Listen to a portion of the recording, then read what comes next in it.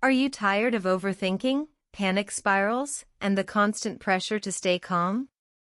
In today's story time, we dive into the Book of Angst, a powerful guide that turns anxiety into understanding and action. Welcome to the deep dive. You know, if you ever had that knot in your stomach Oh, yeah. or that loop of what if just playing over and over in your head, Constantly. right? Or just that general feeling of unease that sort of follows you around. Well, then you already get why today's topic is so relevant. Absolutely. In this world, navigating worry, stress, it's pretty much a daily thing for so many people. Totally.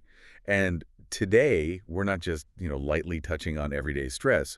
We're really diving deep into anxiety. Or, as clinical psychologist Gwendoline Smith calls it in her really great book, The Book of Angst, Such a good title. isn't it? And Smith, she's from Auckland, she actually wrote this back in 2020, during all that global uncertainty. Right in the thick of it. Exactly. And what drove her was wanting to offer real practical tools for anyone dealing with anxiety, whether it's just like a mild worry or something that feels much bigger, much more distressing. So our mission today for this deep dive, it's simple, really. We want to pull out the key insights from Smith's work, help you understand what anxiety actually is, not just the clinical definition, but how it shows up in all its forms.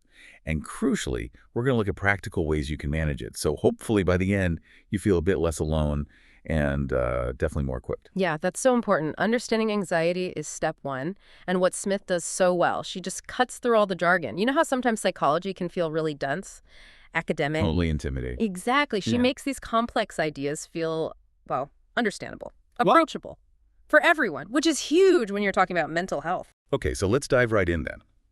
Smith starts right at the beginning, defining angst. She doesn't just give a definition, she really explores the feeling. So what's she getting at? And how is this angst different from just, normal stress? Because sometimes they feel pretty similar, right? That's a really, really crucial distinction. And yeah, Smith explains it so clearly. She calls angst this heightened sort of persistent sense of fear, insecurity, and just uncertainty. Persistent, that sounds key. It really is. It's not just, feeling stressed before a deadline or annoyed by traffic. That's everyday stress. But angst, anxiety, it lingers. It's like your mind is constantly scanning for threats, even when there aren't any obvious ones right there, like having your internal alarm system just stuck on high. Oof, yeah. And it's not just in your head either. Smith really details how it shows up physically, like a racing heart, maybe that shallow breathing thing. Oh, yeah, I know that feeling. Right. Muscle tension, feeling restless, even stomach problems. It affects your whole system. Emotionally, it's the worry, trouble concentrating, maybe being more irritable, feeling on edge. And then behaviorally, you might notice yourself avoiding things, situations, people, even certain thoughts that trigger that awful feeling. Avoidance, yeah. So the big question Smith helps us figure out is, when does that daily stress cross the line? When does it become something more significant that actually gets in the way of living your life, for you or for people you care about? It's about that persistence, that pervasiveness, when it starts dictating your choices. That's the key difference. That makes so much sense, that idea of interfering, really sticking around. Okay, so beyond the definition, here's where it gets really interesting for me. The book covers the different types of anxiety. Generalized anxiety disorder, panic disorder, things maybe people have heard of. But Smith puts a, quote, special emphasis on one specific type, calls it almost a silent epidemic. What is it, and why does she think it's so vital for us to know about? Yeah, she does cover the known ones really well. GAD, that constant worry about everything.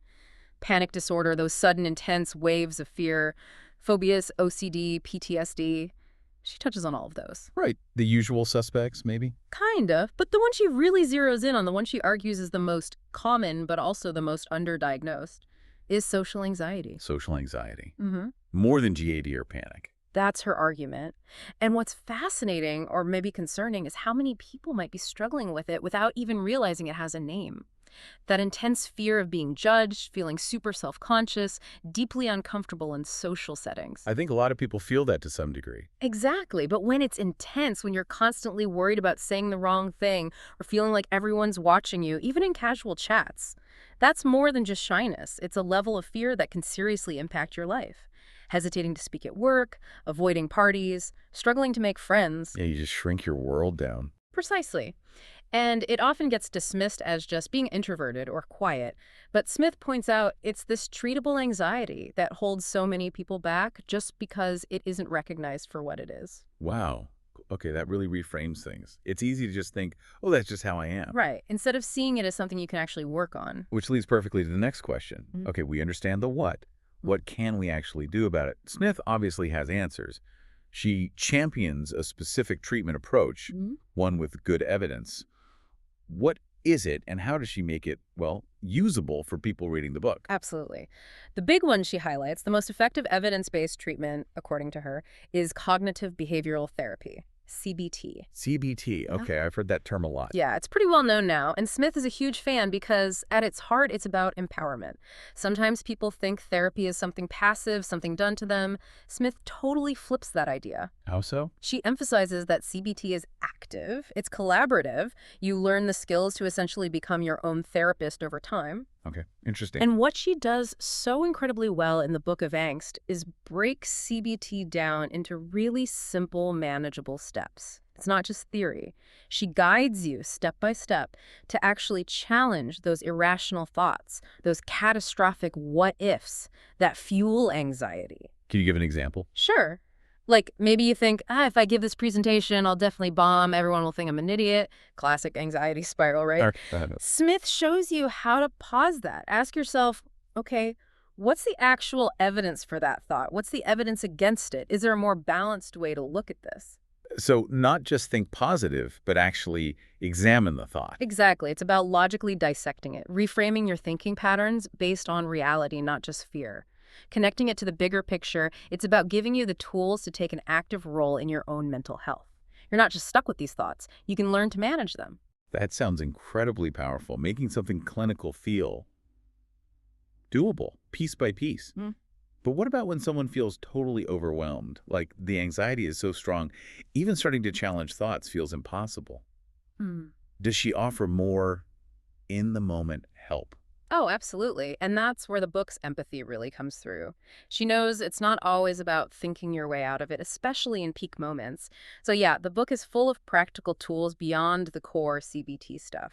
Really straightforward things you can do right then and there. Like what? Like specific breathing exercises designed to calm your nervous system when your heart's pounding. Or grounding techniques, simple ways to bring your focus back to the present moment when your mind is racing off into the future. Things you can do anywhere, basically. Pretty much. And she uses humor, too. There are these great illustrations. They help make complex ideas stick, and honestly, they lighten the mood. There's one of a worry monster that just perfectly captures that nagging feeling. It makes it less scary to deal with. I like that. Takes the edge off. It really does. And then there are flashcards in the back, quick reminders of key ideas for when you're feeling swamped. But maybe the coolest thing is these therapy session chapters. She writes out dialogues, like a simulated session with a fictional client. Oh, wow. So you see it in action. Exactly. You see how a therapist might guide someone using CBT. You hear the questions, the process, how solutions emerge. It makes it all feel very real and relatable, all these things together. It just makes the book feel less like a textbook and more like a chat with a really wise, kind friend who gets it. That wise, empathetic friend vibe sounds perfect. It really speaks to the tone you mentioned. The reviews mention a lighthearted tone, relatable anecdotes. For something like anxiety, that approach seems delicate. Who is this book really aimed at, and why does that style work? You know, it's actually aimed incredibly broadly, which is part of its strength. Yeah. Because she uses plain language, that lighter tone, humor, real-life examples. It works for teens and adults. It's conversational, never preachy or condescending. And that style is key because it makes people feel less isolated, less alone with their anxiety. Yeah, that feeling of, oh, someone else gets it. Exactly. She demystifies it all in a way that a dry clinical book just can't. Makes the actual science and evidence feel much less intimidating. She might describe, say, the feeling of overthinking an email before sending it, or dreading a party, things lots of people experience, and you immediately connect. Right. It normalizes it. Totally. So whether you are just curious about anxiety, or you've been diagnosed, or you're just dealing with some worry, or even if you're trying to support someone else, the book really meets you where you are. It offers that compassionate understanding, breaking down barriers. And accessibility sounds amazing. So she guides the reader through understanding, through self-help tools. What about the next step? Actually seeking professional help. That can feel like a huge hurdle. Yeah, it really can. And Smith addresses that directly. She knows it can be scary, there's stigma, all of that. So what's her advice there? Well, first she gives really practical advice. What to expect, how to find a therapist, what initial sessions might be like, questions you could ask. She tries to demystify the whole process. Takes away some of the unknown. Exactly. But maybe more importantly, she works really hard to normalize therapy itself. To strip away any sense of shame or failure around it, she encourages readers, encourages you to see it not as giving up, but as a proactive, really empowering step for your mental well-being. Framing it differently. Completely. What's fascinating is how she frames it as this informed choice you make for you, like going to a doctor for a physical issue. You wouldn't feel ashamed about that, right? Oh, of course not. So why feel ashamed about seeing a professional for anxiety? It's about taking control, investing in yourself. She makes it clear. It's a sign of strength, absolutely not weakness. So pulling this all together, what does this mean for you, the listener? The Book of Angst. It's not just about learning about anxiety. It really sounds like it's designed to empower you. That's exactly it. Gwendoline Smith does this amazing job of blending solid clinical knowledge with real warmth and even humor. And that blend helps readers, whether you're just learning, managing your own stuff, or supporting someone else, feel way less alone. And definitely more equipped to face those fears. It's like a clear, kind guide forward, making angst feel less like this huge, scary monster and more like something manageable. Okay, so as we wrap up this deep dive, here's a thought to take with you, inspired by Smith's whole approach. If she encourages us to challenge those automatic irrational thoughts, to reframe how we see things, what's one small, everyday assumption you have, maybe about yourself or a situation or just how things are? What's one assumption you could question, just for a moment, just to see what happens? How might that little act of questioning start to shift your sense of certainty about something you normally just accept? Could it open up a new perspective? Something to think about.